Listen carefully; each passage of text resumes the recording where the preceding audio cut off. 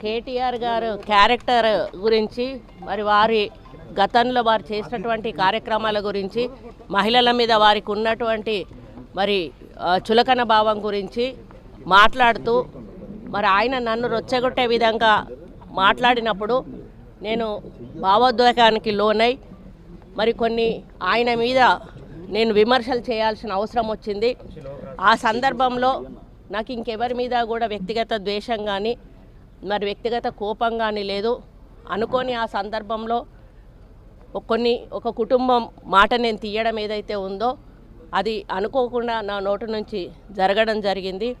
ఆ తర్వాత వారి ట్వీట్ చూసిన తర్వాత నేను కూడా చాలా బాధపడ్డాను. ఎందుకంటే ఏ విషయంలో నేనైతే బాధపడతా ఉన్నానో ఆ విషయంలో నేను ఇంకొకరిని నొప్పించాను అని తెలిసి రాత్రి వెంటనే మరి దాన్ని వెనక్కి తీసుకుంటూ నేను ట్వీట్ చేయడం జరిగింది.